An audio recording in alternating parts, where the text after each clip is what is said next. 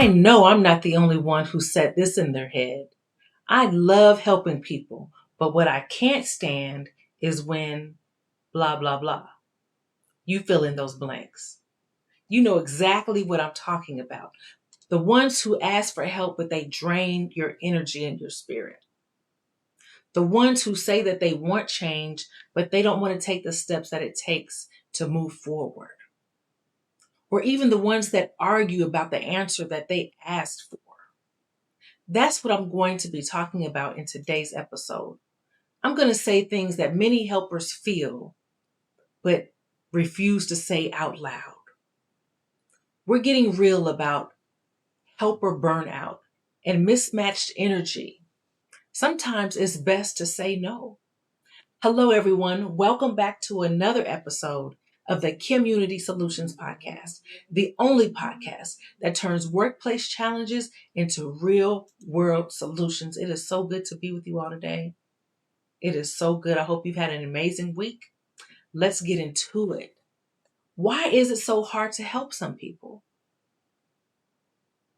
Now, we can blame it on each other, either the one that needs the help or the one that is offering it. But I'm going to start from the stance first of the helpers, why they love to help, but there's certain people or certain characteristics that they just can't deal with or are impatient for or irritates their spirit. How about that? And that can be the first one. I love to help. I'm a helper in my spirit. But what I can't stand is trying to help someone else that has a negative spirit, a negative mindset. Because what happens is that energy is transferred. And so the energy that we're trying to expend on helping someone else, we end up having to use it to keep our positive energy going. It is draining us, so we have to refuel ourselves with some of that positivity. So that's one thing, is trying to help someone with a negative spirit. How about those that can't take constructive criticism? Yes, they need help. They've asked for help. But when you give them direction or give them insight, a different perspective of what you see, and they become defensive with it, they become offended, instead of saying, oh, okay, I can see where you get that from. I can see your observation, and all it takes is clarity. Even if someone is wrong or they're seeing something from a different viewpoint. That's what communication is all about. That's why it's so vital to all of us in our everyday lives. When someone is asking for help, when you are asking for help, and let's make sure that we're clear on this part. At some point, everyone needs help. So we can see ourselves on either side of this spectrum. Okay? So it is important that when you are asking for help, you have to be open to the suggestions and the advice that is being given and not become defensive or offended by what they say. Most of the time it's coming out of love. Okay? The next is people love to help, but it is frustrating when you're trying to help, but that person isn't ready for change. They're not ready for growth. It kind of feels like, why am I even here? What did you call me over here for? I'm here to help you. You tell me where you're trying to go, and I can give you several, solutions on how to get there. But what happens is some people just want you over for comfort. They say they need advice. They say they want help, but really they want you to join in on their pity party or join in and just listen maybe. Well, in that case, we need to be very clear about what we're asking for. Let's not ask for help. Let's not ask for advice. Let's ask for an open ear. Let's ask for, you know, movie time or, dinner, or even ask for anything but, let's talk about anything but this right here. We have to be clear in our ask so that the help that we need will be there. And let's not mess up the opportunity for help in the future. Okay? The fourth reason that we love to help but we can't stand it when people are not taking it serious. When people are not taking notes. Now, I spoke about this in a previous episode where I was actually at work in a corporate office, and I had to train someone who was a new employee. They were a new hire. And of course, I always ask, how do you learn best? Because some people learn better by visual. They like to watch the process first and then, complete it themselves. Some people like to hear it. Some people like to sit there and be instructed through the steps. Okay? Some people are audio only. So I asked, and they asked me to demonstrate it. But they were not taking any notes. So this task that I was training them on was due every week. It was like a every Tuesday deal. But every Tuesday for maybe about 4 or 5 months, I had to keep going over there or him come to me, and I had to train them on the same thing. And I would be so frustrated because they weren't taking notes.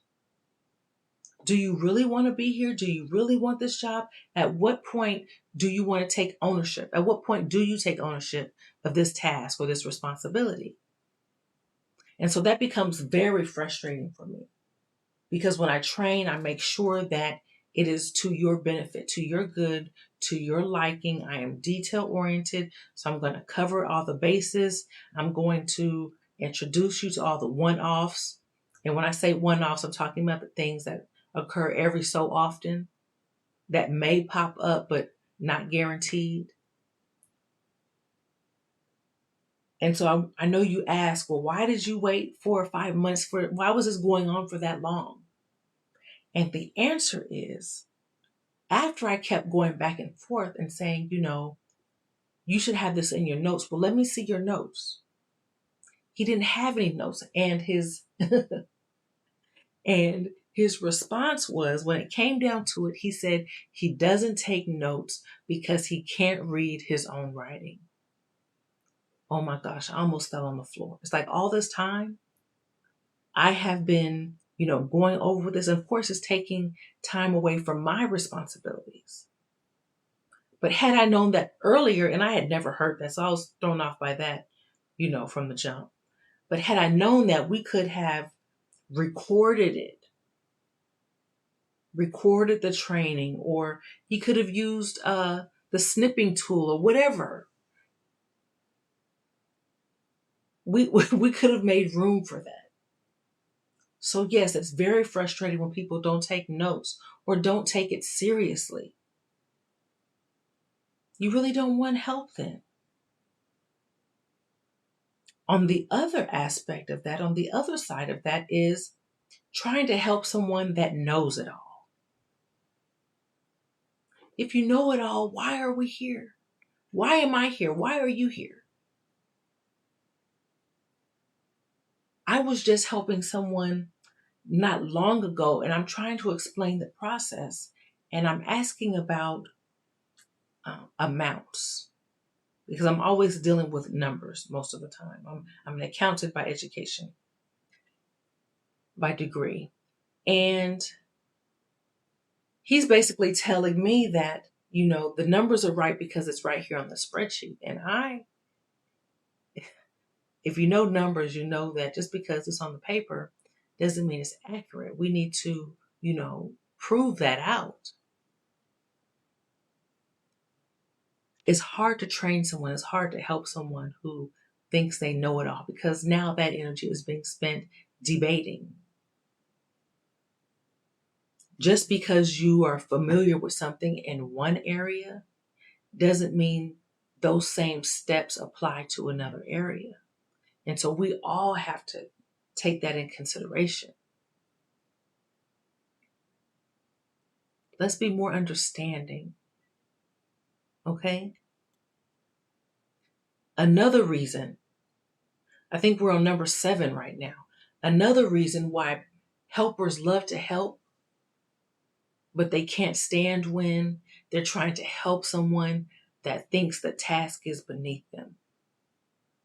Have you ever tried to help someone where you felt that energy? It's like maybe they were a controller or, the chief financial officer at their old location, but now they've stepped down to uh, a senior accountant role or something to that degree. And so now when you try to help them, they already feel like this task is beneath them. It's a waste of time. It's a waste of energy. I'm beyond this, even though they still need help on how to complete it. We have to be mindful of the energy that we're putting out and the energy that we're sharing. Because what happens is that limits our education, that limits the amount of information that's being shared with us. Next is being passive aggressive. When you start hearing things like I said, or as I stated previously, you may have stated previously, but someone else can consider it as passive aggressive. We have to make sure that we are checking those attitudes and those tones and the delivery at the door. We have to make sure that we're on the same page. And if there's any slight confusion, or if you really think someone's being passive aggressive, ask them about it. Are you okay? Is there something you would like me to do differently? How would you prefer?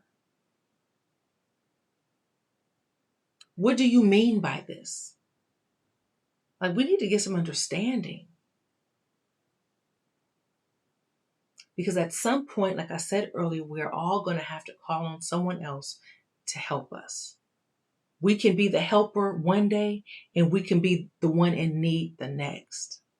So we have to understand the role that both sides play. The other part of it is the person doesn't want to take ownership of it. The person doesn't want to take it and want to improve it themselves, or make adjustments that fits them. Maybe they're unappreciative. Excuse me for one moment. How often do we push for open communication only to get silence instead? At some point, we have to realize that people don't shut down because they're considered that they don't care, or they're considered to be an introvert or antisocial, or maybe not even a team player. No, they shut down because they don't feel safe. The questions and perspective cards were created for that exact space, a space that allows people to process, to reflect, and to share at their own pace, that respects their comfort, their story, and their voice. People do want to share something that's real, but on their terms. These cards are open ended, non intrusive questions that allow people to show up as they truly are. If you're ready for conversations where truth is allowed to unfold and give deeper insight and understanding to those we share space with, visit qandpcards.com. qandpcards.com. It's not about being the loudest or the most outgoing in the room. Give people the safety to share, not the pressure to perform. Get your deck at Q&P Cards today. Have you ever helped someone that just didn't appreciate your help? Maybe became angry because and if you look on the other side of that, they may be upset and show or seem like they're unappreciative because they hate that they're in that position in the first place. Maybe you had to give someone $50 or help them with the bill, but maybe their ego won't allow them to just be thankful. They're more upset at themselves for having to be in that situation in the first place. You see, it's deeper than just you. Sometimes what you are seeing being played out, that negative energy is them reflecting on themselves, them being unhappy with themselves, them thinking about all the bad decisions that were made prior, or the so-called bad luck, or whatever it was that got them to be in the position of need in the first place. So we have to also not take everything so personal, because it's not always about us. Now, here's another one. Helpers love to help, but we can't stand it when you don't appreciate our boundaries or our time. If I am here to help you with this and this only, don't take advantage of it. Or don't try to come on to me or think I'm trying to talk to you, or you tell me you really need me at 11 a.m. and you don't show up till 12 and then expect me to come back. We have to respect those boundaries and respect the time allotted. Because again, when you are in need of someone's help, you want them to be in a good space when they come to help you. You don't want them coming with bad energy either. You don't want them being late. And if you need them again in the future, you're going to want to be able to call on them again. Now, I've said certain words that had me think like unappreciative, right?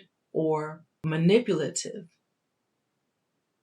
But when I say that, I'm thinking to myself, as helpers, at some point, we have to look at ourselves. Why do we feel like we're being unappreciated? What are we truly trying to get out of it? Is it for ego? It can be on that side as well. Is it pride?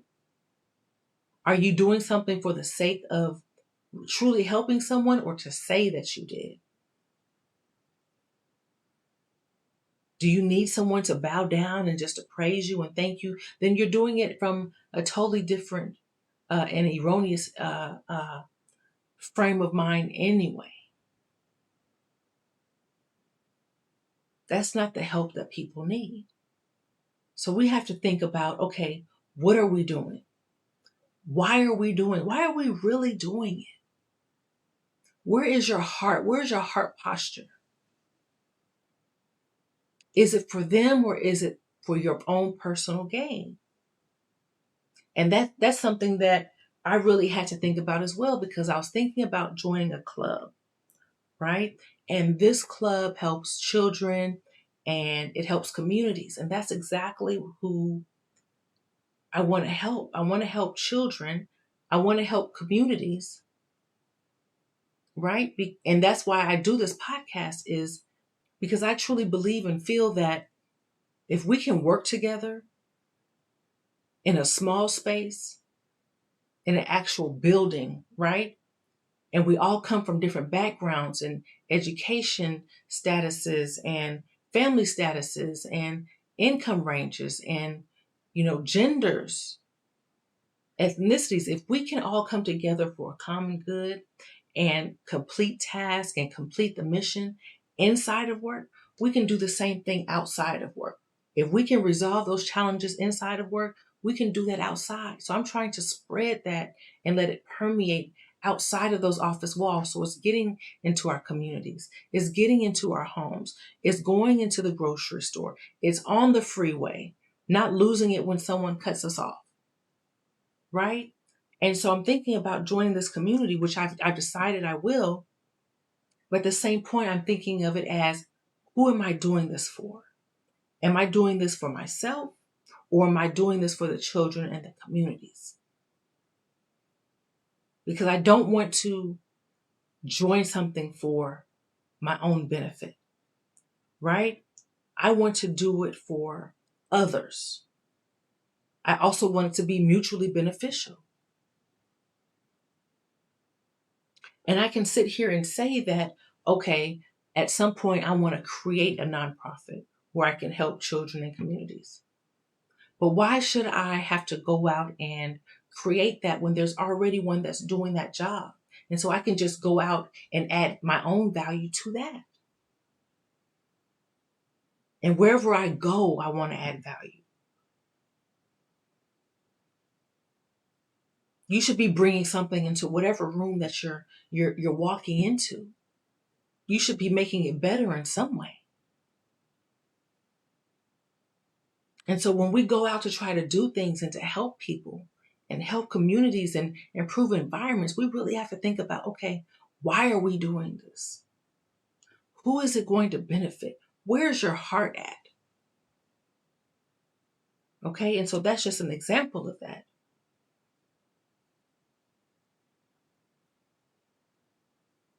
And so that as is the part of being a helper. So let's talk about the different types of helping, the different types of helpers. There are many. I was doing research as I'm preparing for this episode. I'm thinking, okay, I consider myself a helper, but what kind of helper? There are many different types of helpers. There's the empathetic helper, the one that feels others' pain. They absorb their emotion. And they want to be there and help them because they feel it, they understand it, they can feel it, they can put themselves in their shoes. And so they're treating them as they would want to be treated. Okay? Now the next is an enabler. We've seen it before. We've seen the helper who is actually an enabler. We help them to the point to where we're actually crippling them. We're making it worse for them because we're doing everything for them. Or we're doing it in spite of them messing up all the other opportunities. For example, let's say you buy your child your son a car and he wrecks it. He's drinking and driving. I don't know anybody like that. I'm just saying that. Well, I won't even say drinking and driving because that's it. But he wrecks the car. Then you're like, oh my gosh, Tommy, I can't believe you crashed the car again. Then you go and get him another car. And he's not working, he's not paying for it, it's you paying for it. Then you go and get him another. So you're helping him with transportation, but you're enabling him because he hasn't gained that responsibility. He hasn't gained that trust. He hasn't gained a understanding of cost and finances and responsibility. So you're helping, but it's driven by guilt. You feel sorry for him. You want him to be able to get around and go look for a job. That's not really helping, that's enabling. Okay? The next is being a servant leader. And as I'm going through these, you may find a little piece of you in several of these. So the ethical or servant leader, they lead through service. I'm a little bit up of that. But what I don't like is that what I don't like is when I'm leading through service, but the people that I'm trying to serve, they're slacking. They're like intentionally like not doing it so that I can be overworked or you can pick up the slack. Do you see what I'm saying? So there's pros and cons to all of these. Then there's the rescuer. And I actually read a book. Where is my book? It's called The Coaching Habit, actually. It's called The Coaching Habit, and it talked about the different types of people that are in this triangle of helping. But yes, the rescuer is the one that is compelled to save everyone, even without being asked. And I have done that before. I've learned my lesson. That's the whole, that actual type of helper is who I was and what pushed me to create this company called Kim Unity Solutions, because I was so tired and I saw myself going to save others, going to help others, and they weren't asked. But I saw a need. So I said, okay, I have to fix this. I have to fix this. Let me create a business to where if you need help, I am available to you. And so that's how Kim Unity Solutions came about, through prior life experiences in the workplace and socially in my personal life. Right? So yes, there's a rescuer. So and at some point it's like being out in the ocean and you see someone drowning. And so you throw out to them a life jacket, right? And they don't take it. They're just panicking, they're paddling, they're sinking, they're coming back up, but they're not taking it. So maybe you decide to jump in to help them. And if you're familiar with people who are struggling in water, they're panicking so much that they can pull you down as well.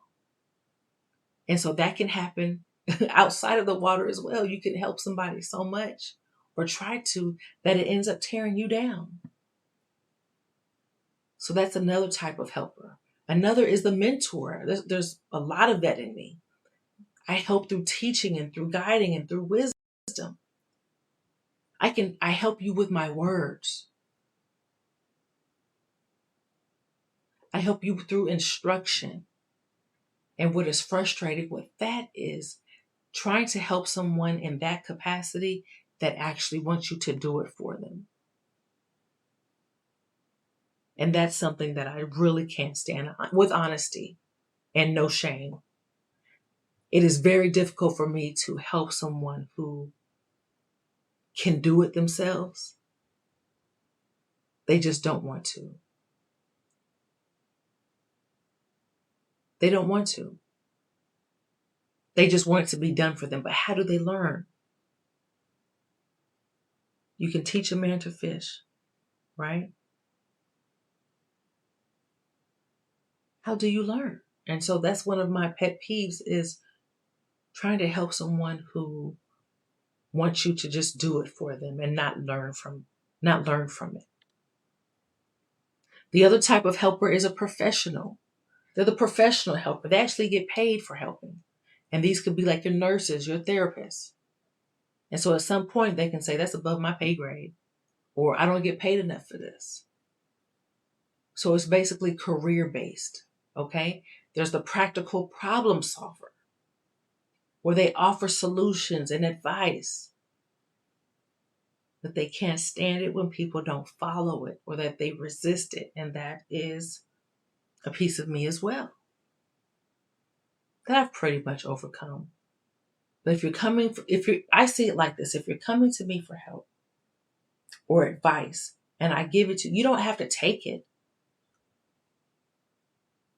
Go and find other options. That's the great thing, to go and find other options. But don't sit there and not do anything.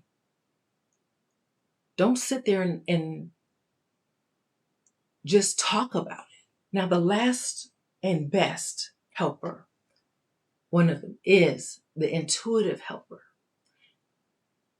And this is someone that comes by just with this inner knowing,